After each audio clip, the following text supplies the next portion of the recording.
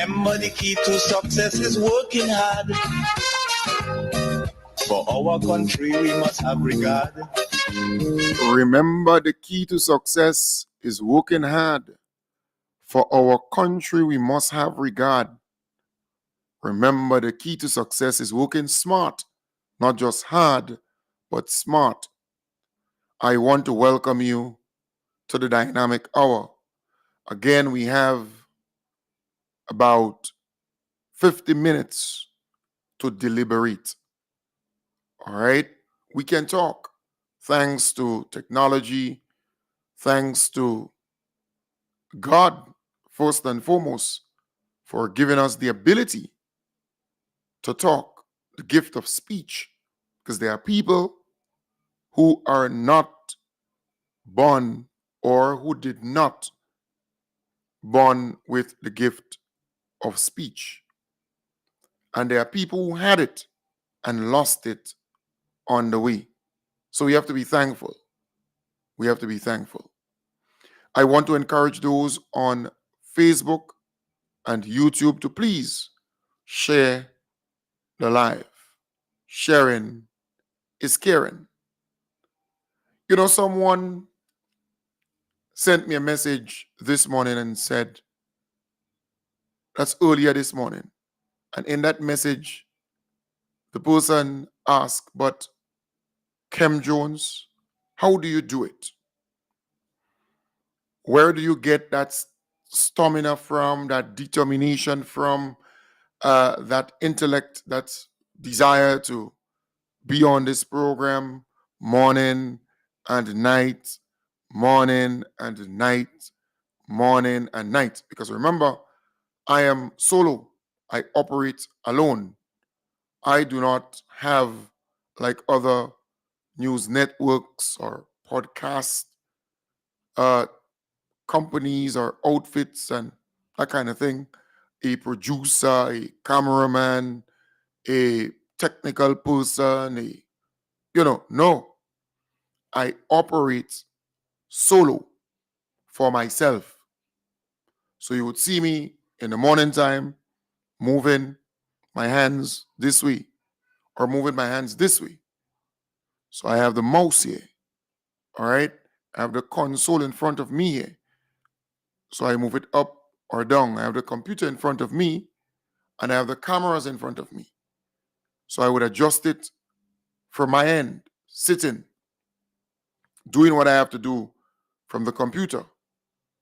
And I have been doing that from the very start, 11 years ago, solo. And besides that, I have to produce the program. So my mind have to be very clear on what I will discuss, what I will touch on. I will download stuff. So when I wake in the morning at 4:30, I will be up producing, making sure I download what I have to download, get my thoughts together. This is what I will discuss. This is what I will look at. This is what I will talk about. I would read the regional news, read the international news, listen to international news, that kind of thing. Come local, look at the local news, and listen to talk radio programs across the board. It is not an easy task. That is why you don't have many people doing what I am doing. So some people will be out there, they say, well, why you don't get an 8 to 4 work? Why you don't get this job and that job? But there are other talk show hosts and other podcasters who do what I am doing. But they don't see what they're doing as insignificant. What I am doing because, of their political persuasions and they know that Kem Jones is a different individual. I am second to none in this business. There is no talk show host in Grenada, a podcaster, who could come in front of me and supersede. None. I can hold my own in any space. So they know that, right? But I've been at this consistently so. So that person sent me the message and they said, well, how you do it? How do you do it? You have been out here for all these years. In other words, it takes a lot to do what I am doing. And mind you, I am not working for a salary. I am volunteering my time to do this. I don't get a salary at the end of the month. So that too must be considered. And the risk involved. So I am saying all of this to the person that it's because of God Almighty first and foremost, and because of my country. I love my country, and I want my country to be in the right hands always. That is why I have constantly said, I am doing this because I love Grenada, Carriacou, and PT Martinique. I love my children, and I love your children, and your children's children, and I love you. And I know in this space, there are a lot of talk show programs, a lot of radio programs. So you have to be able to discern and decide who you're going to listen to and when. It's not easy. Don't believe it is to decide to come to that conclusion. Because when you listen to the Plead Your Cause program, for example, in the morning, you hear the same set of callers, and there are those who can call that program and accuse other people. And the moderator is clueless. He says nothing. Or if he says something, it's not what he's supposed to say. Because if someone accuses you of wrongdoing, of bribe, of corruption, it is the onus or duty of that person to prove it. So not because a person verbally says, well, this person is corrupt, this person took a bribe, or this person did this wrong thing. It means that because they say the person do it, it's fact. No. Nope. You have to prove it with concrete evidence. If you say a person steal, you should prove it.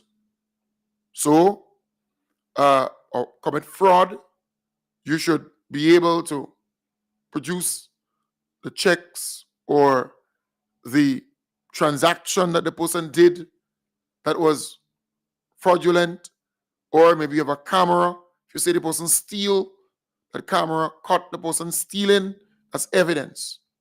Or eyewitnesses, people see, people know, and they come forward, they swear on an affidavit that this is what took place. All right? And things like that. You have to, if you accuse a person, you are responsible for bringing forward the evidence.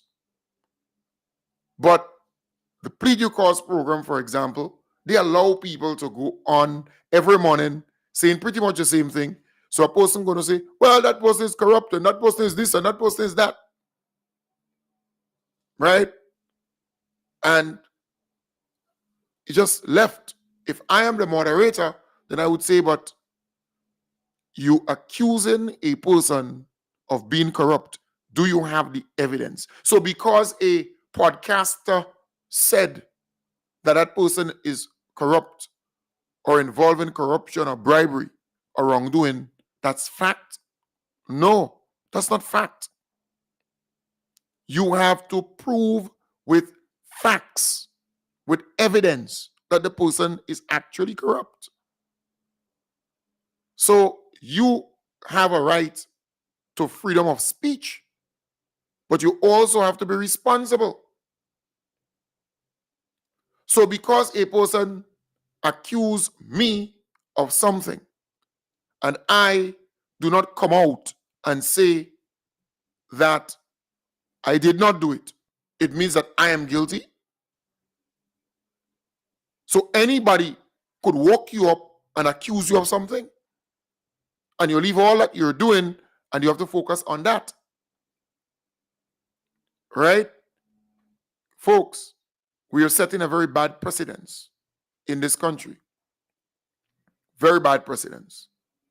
So you found the person guilty because the person who accused the person is your friend, or they're against government, or they're supporting your party, and so you believe that person is correct, even if the person did not put forward the evidence to substantiate the accusation, but you believe that person. But the person who is accused, because they are not coming out and say, and in fact, the person said during the interview itself that that is not true. And what you're saying about me is not true. It is not factual. Even if the person said all of that, you don't believe them, but you believe the person who accused. And even if that person did not put forward facts, evidence, but they can call a radio program every morning and in a very sinister way, accuse the person over and over and over and over. The moderator, who knows what they're referring to, not correcting them, and say to them, well, you're accusing the person. The individual said, what you're accusing him of is not correct, is not true. But you still do it every morning without evidence, without facts.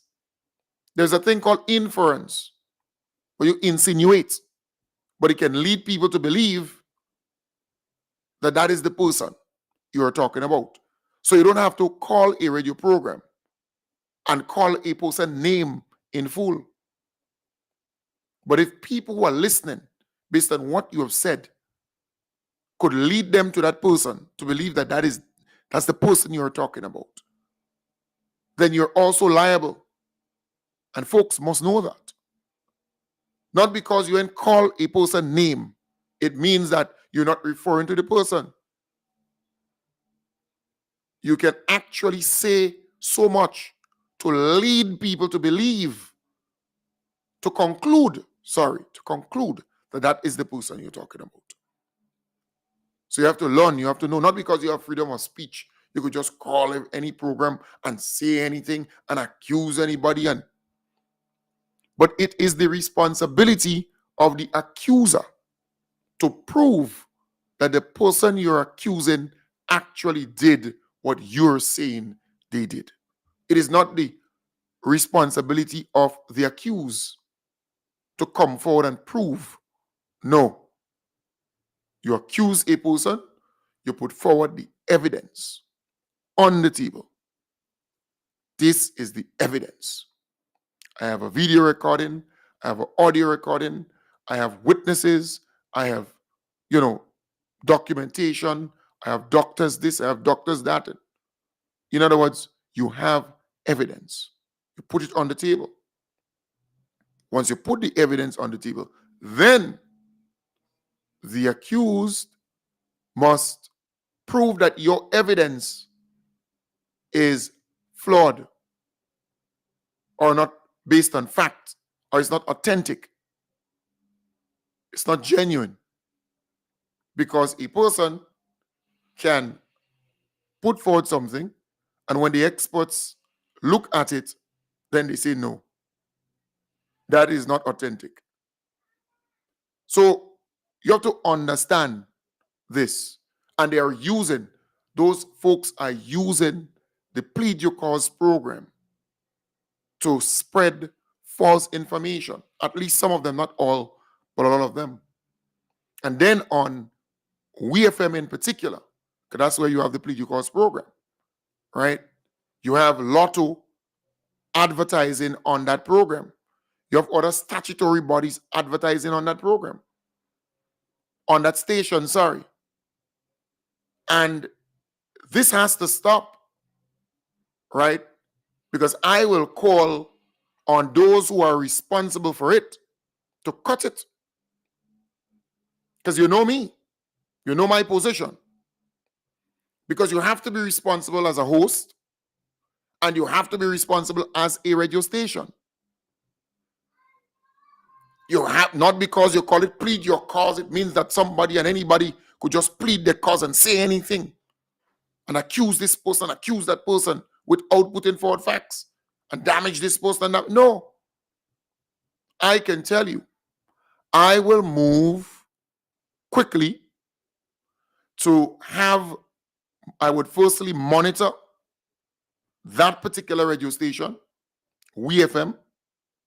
I will monitor that station.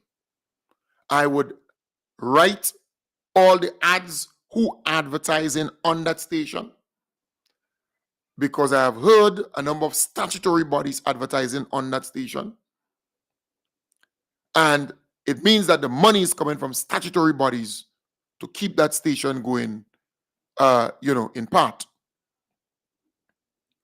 And there needs to be more responsible moderating of the plea due cause program. It has to be more responsible. You can't have people just call in and say anything like this over and over and over again, repeating over and over. And I am not a fool.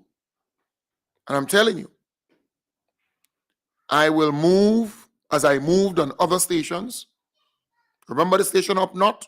Some of the others, they start to ball when those statutory bodies start to cut the ads from their station. Because remember, a statutory body is a creature of government. You could have this chairman, and that board. Still, they do not run the show. They're there, but the minister is still in charge. And that board of directors could be dissolved and removed easy, like 1 to 3. It is important. All right? So there are some stations where we were very successful in cutting some of those ads. Very, very successful. But I've been monitoring keenly WeFM, and particularly the plea due cause program, where people call in and the moderator is not able to, while that person is calling, and say, hey, what you're doing is wrong. What you're saying is incorrect. That kind of thing. And there is a need for consistency. All right?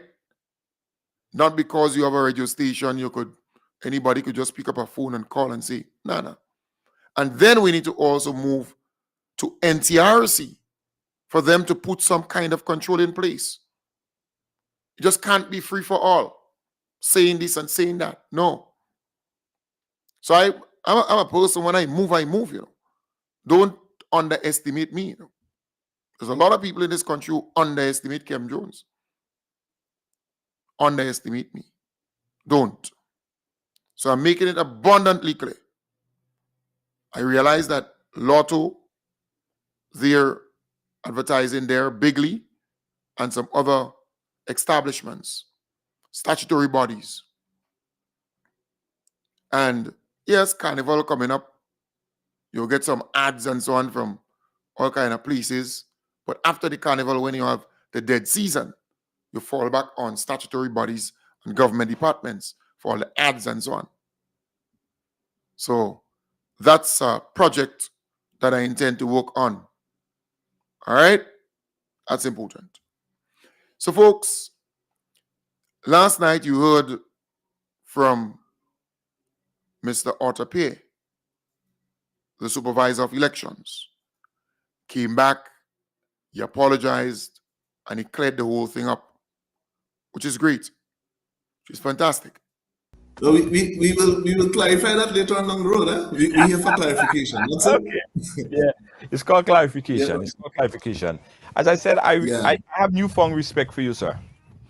Let me say this up front. Yeah.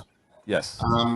I don't shy away, especially if mistakes are made.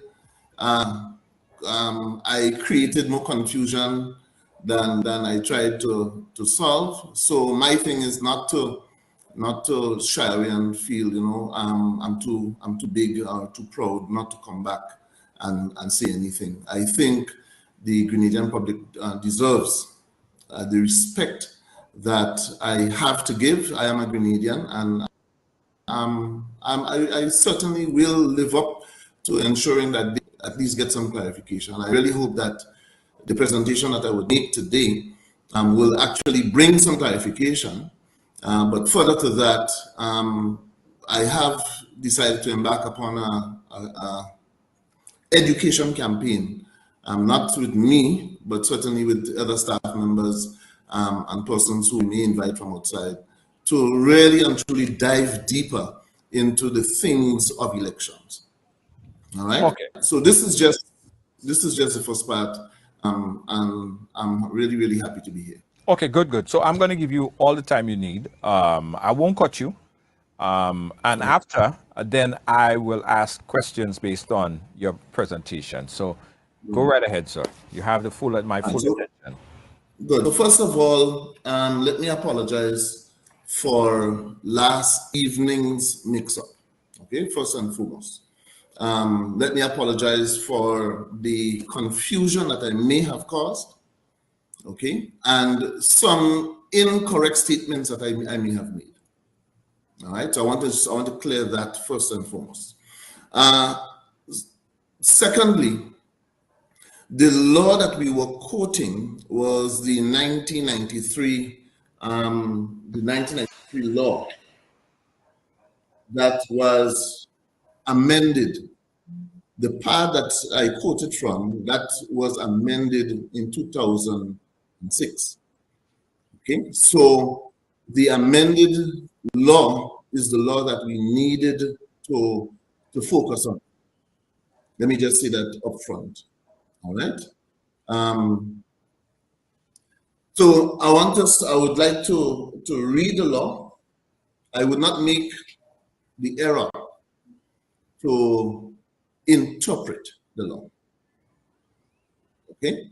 I'm just here to just present the law as is, so you can hear for yourself. And I would advise that you go and search for it online.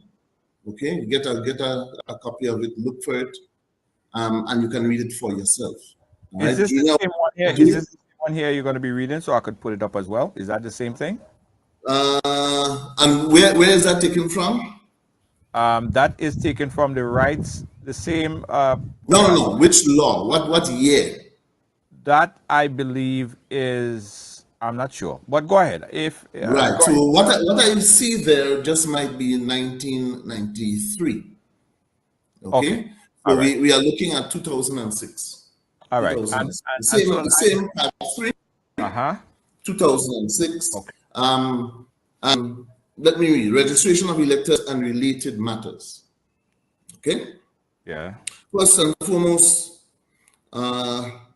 the right of electors to vote. Subject to this act, a person is entitled to vote as an elector in an election in a constituency if on polling day he's qualified to be an elector for that constituency and is on that day registered in the current list to be used at that election. Okay. Part 2.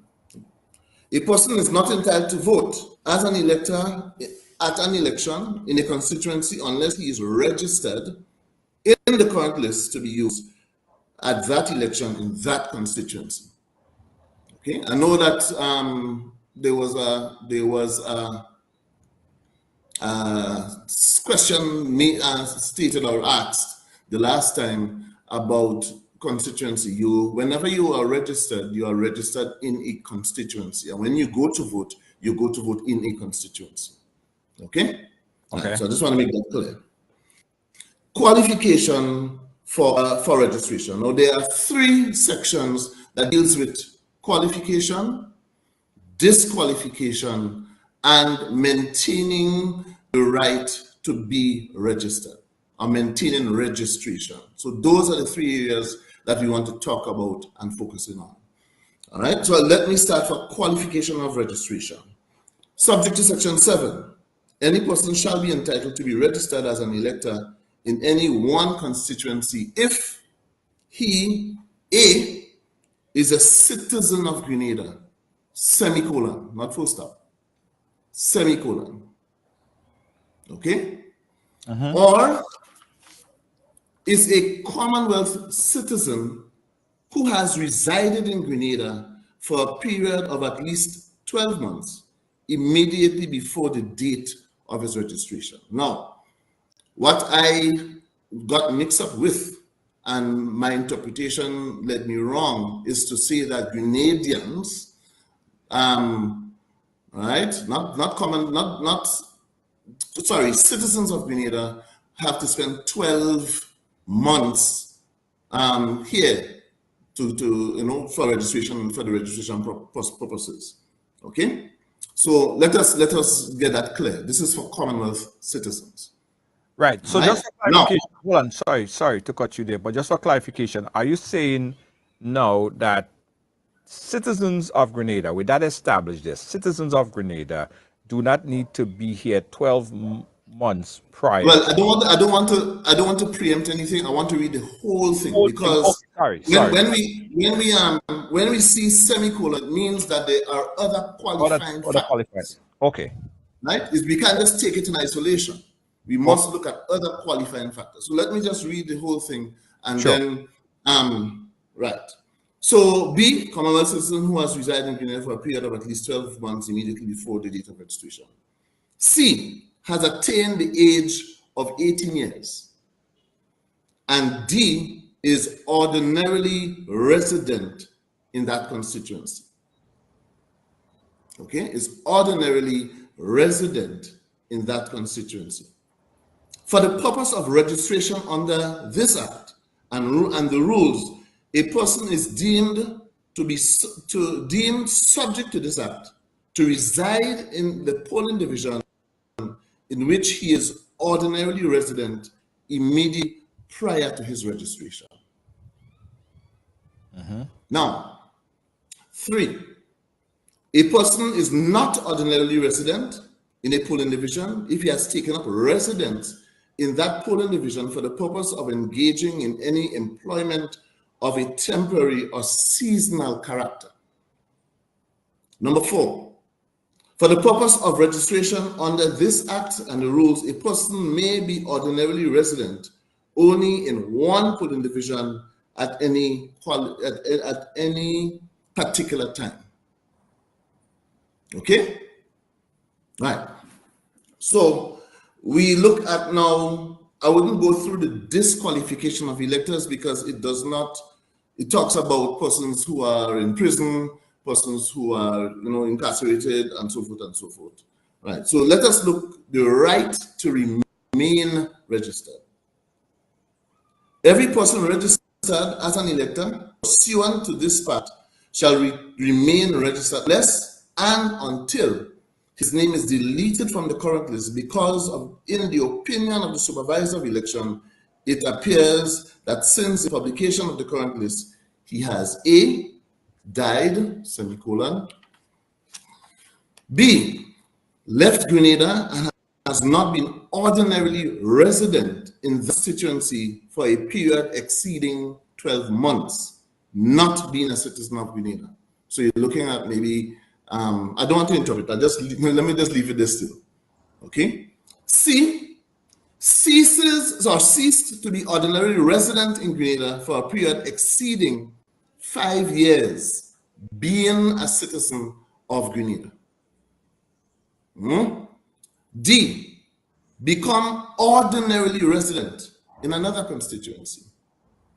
E, had an objection to his registration allowed.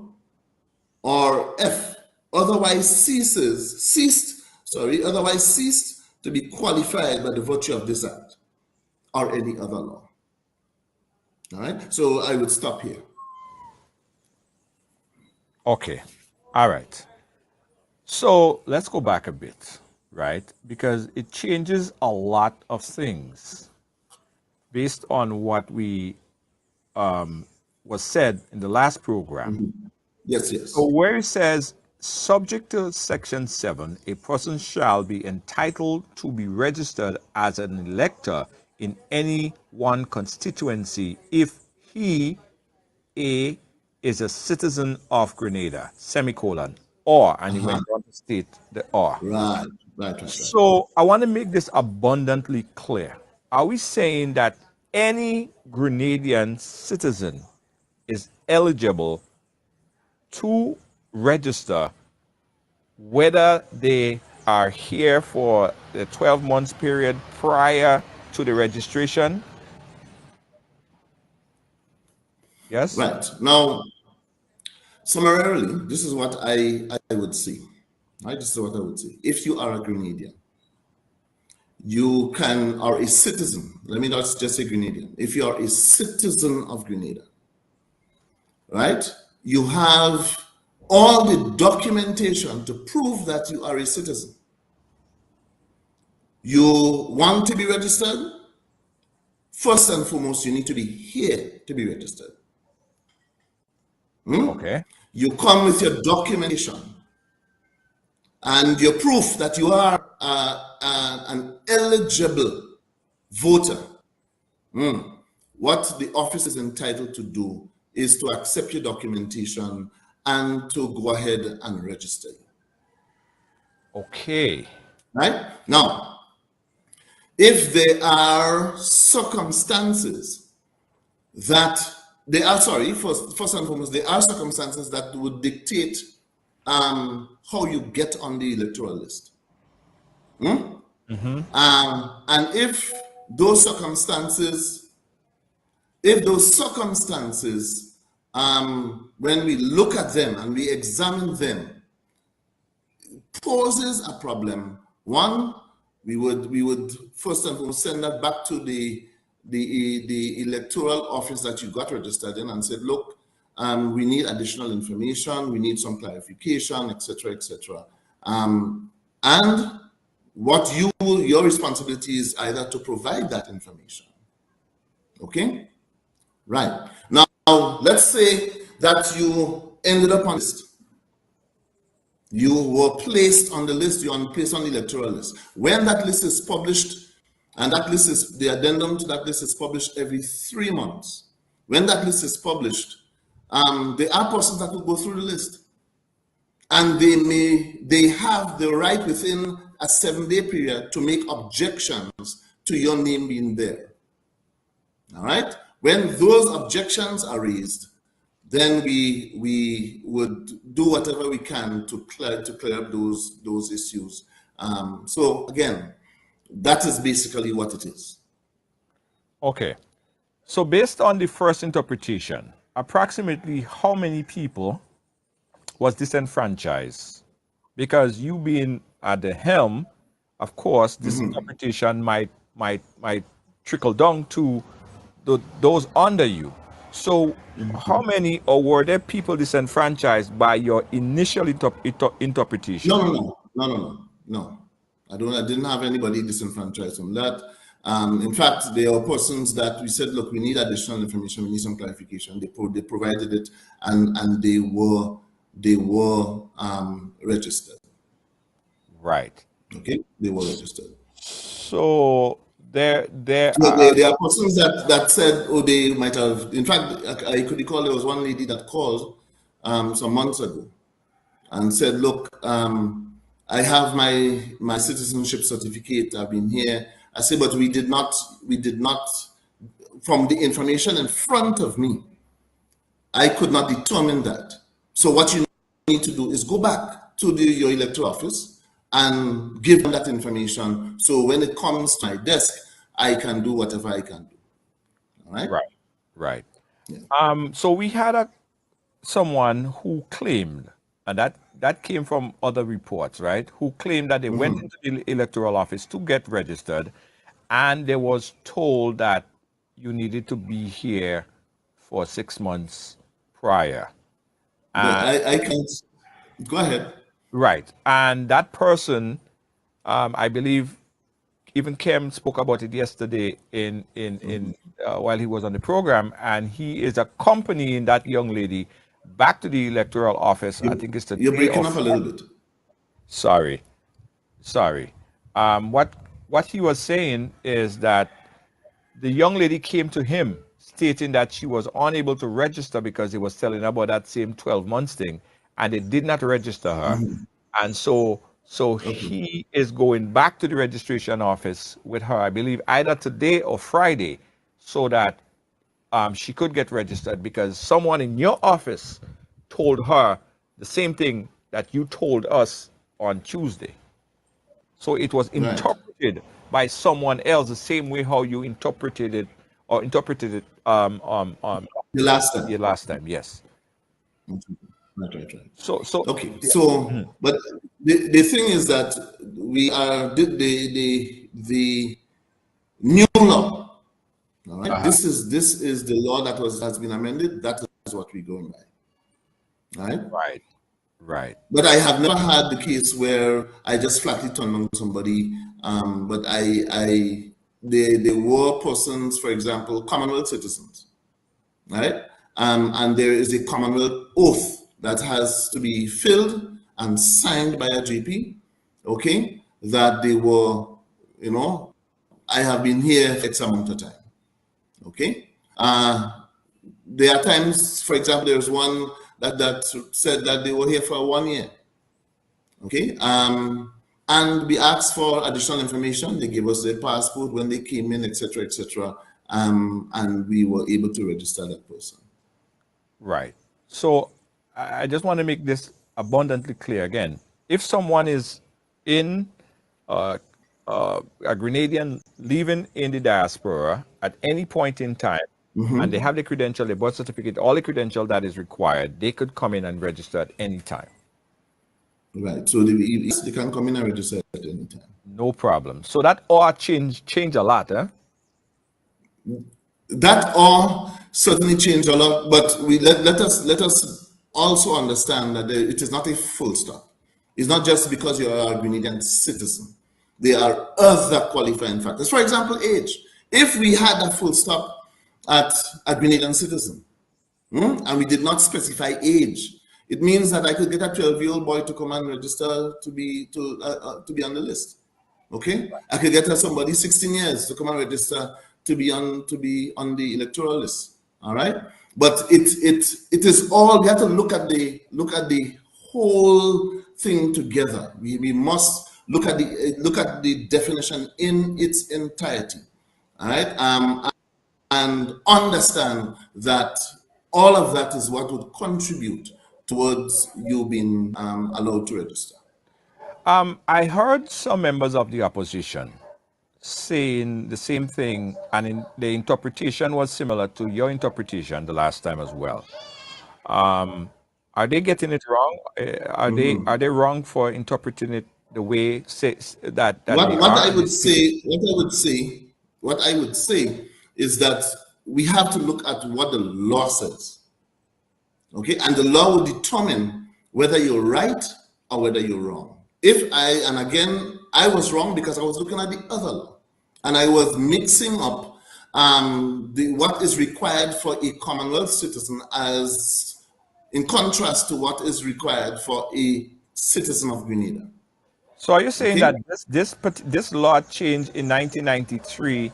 this And is this is a 1993 law that was written in 1993, and the amended law is a 2006 Act number 19 that deals specifically with the registration of electors. right, what I'm saying is that so there were a time in that 1993 law that changed that first A provision, that first A article right here where it says a citizen of Grenada, semicolon, or No, no, no. did that change? And then, That I think remains the same because it is here in the 2006 law as well. right. Right? It is Yeah. there in the 2006 law as well. Now, So what they would do is make sometimes slight amendments, but the law basically would remain the same. My thing again, I want to be very clear. I said 12 months for Grenadian citizens. That was incorrect. right, right. But Right? what I'm saying, What what the I'm law says is yes, you have to be ordinarily resident. yes. No, I understand that. But when you look Right. at that particular clause, it is the same exact Exact thing as what was there right. in 29, So sorry, in 1993. even if Right. So, to be fair to Mr. Pear, once there is an amended law, that is what he has to use. And maybe not in the sections that they are speaking about, the change was made. But remember, the law, it's very lengthy and very wordy. So they may have made some changes to the law, but the section of registration and disqualification and all these different sections there, they remain the same as the 1993 law. But there are other aspects that they may have changed, because just to change a word in the law, you have to amend it. So again, to be fair to him. But I want to, as I did last night, big up Mr. Arthur Pear. I think you acted in the right way to come back, apologize, and clarify. People are clearer now.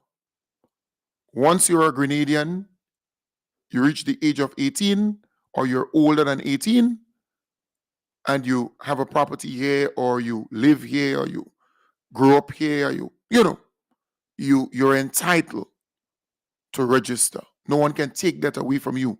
That is why the law speaks about entitlement. You're entitled to vote. So it's clearer now. Once you are a Grenadian, you have a Grenadian birth certificate, you have a Grenadian passport, you can go into the electoral office where you're from. Because I am from St. John. I would not come to St. George Northeast and register. I am not from St. George Northeast. I am from St. John. That is where I am registered. So that is why it is important to simplify it.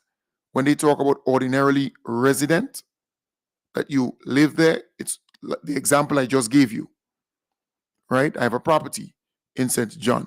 That's where I'm from. That's where I grew up. That's where everybody know me, right? There. It's easy like 1, 2, 3. So I want to applaud Mr. Pear for coming back and explaining, clarifying, and I think you're a competent gentleman. I think you're a patriotic gentleman. I think you are a genuine person, and you mean well, right? And I want to wish you all the best. And as I said before, if I, too, have said anything to cause you to be somewhat uneasy or vexed or angry or bitter towards me, I, too, would like to apologize, right? And I look forward to the day when we can sit and bounce a drink or laugh over it, even if we have to drink water, no problem. All right?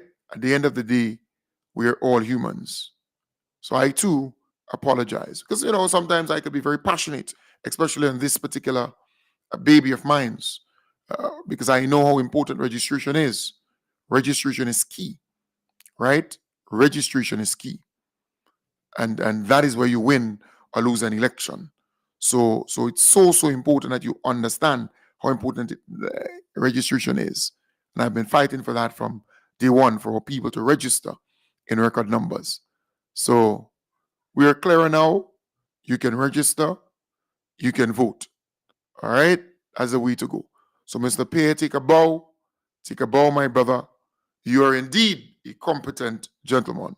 You are indeed a patriotic gentleman. And I wish you all the best. I wish you all the best. We are on the right track. That's how it's supposed to be. All right? So take a bow. It takes a man to come back and apologize. It takes a man to come back and apologize and clarify in going forward. Because you see, people know my position. No one will stand in the way of NDC winning the next election and the next one and the next one. Because NDC needs at least 3 to 4 terms to transform Grenada, to turn things around, to make this place better for our children and children, and children. No one will stand in the way of that. And if you stand in the way of that, Kem Jones is here. I will make sure that you're no longer there by educating and empowering our people. And that's what's key. No one, no matter who, could be family, could be friends, it could be, no one will stand in the way, because you see, I want good for my children and children, and your children and children. I want good for you. I want good for Grenada, Carriacou, and PT Martinique. That is why I'm fighting. And I believe the most honorable Deacon Mitchell and his team, they're doing a fantastic job. They mean well. They have a vision for Grenada, and they will transform Grenada. So when a person could acknowledge they do wrong, they said certain things wrong, and they come back and they apologize, I would embrace them. I would embrace them. And there are people out there who say, Kem Jones, you don't have to apologize, you don't have to. No, I'm a man. I'm a man. All right? Once you are on the right path and you're for transformation of this country and you're for seeing the NDC, right, there for the next 3-4 terms with your actions and your, I am all for you. I love you. I would embrace you.